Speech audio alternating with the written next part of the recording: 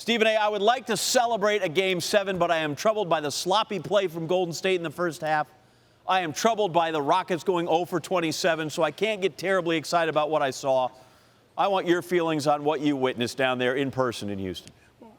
Well, that's fair because you certainly have seen the Golden State Warriors play better. But when it counted most, particularly in the second half and specifically that third quarter, they turned it on. They outscored them 33-15. They were drilling threes from all over the place. Steph Curry was doing something. Klay Thompson was doing it along those lines. We saw Kevin Durant return to action in the second half, particularly in the fourth quarter, doing the things that he is supposed to do. And so in light of that, the better team won. You just feel, I don't want to say sad, but whether it's melancholy or whatever the word is, the fact that the Houston Rockets didn't have CP3, you're sort of sitting here wondering what might have been. They shot 7 of 44 from three-point range. Harden shot 2 of 13. Eric Gordon shot 2 of 12. Trevor Ariza gave you 41 minutes and didn't score a single point. Missed all 12 of his shots, all 9 of his three-pointers. With CP3 out and James Harden having the responsibility he had, you simply cannot be that off-kilter. And that's what he was. Combine that with the 5 turnovers James Harden had. 3 were in the fourth quarter in pivotal stretches when they could have been on a run, and his turnovers derailed it. And you have what you have. You have a Houston Rockets team that ultimately succumbed to their NBA reigning defending champion Golden State Warriors because the Golden State Warriors were better, especially with Houston not having CP3.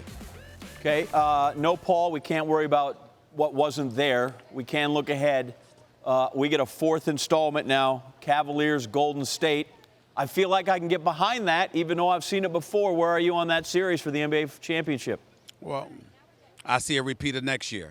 Last year, rather. I see a 5-game series. I think that the greatness of LeBron James mandates that you show him the respect of giving him 1 game because he's so great and he's so phenomenal. He's the greatest player of this generation. You have to assume that somehow, some way, they can inspire you to get at least 1 game. I'd be shocked if Cleveland could deliver more than that, because if you couldn't deliver more than 1 game, having with Kyrie Irving as your sidekick last year, I don't know what you're going to do this go round. Certainly it's going to help to have Kevin Love out of concussion protocol. J.R. Smith and Jeff Green and others are going to have to step up. But this is a juggernaut we're talking about here, a Golden State Warriors team that when they really get after you, with their aerial assault, there's little to nothing that you can do.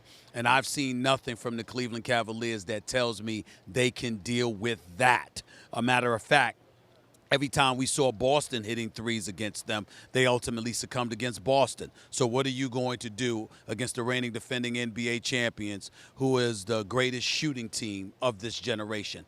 I don't know what you can do. I'm hopeful. Please don't get me wrong. I just sincerely doubt that we're going to see anything differently than what we saw last year. Yeah, start by guarding up in the third quarter. I hope you didn't check out of your room in Golden State because you got to go right back there. We'll see you for that. We'll see you on First Take. We'll see you on the Scott Van Pelt News Hour. I just checked into a different hotel, that's all.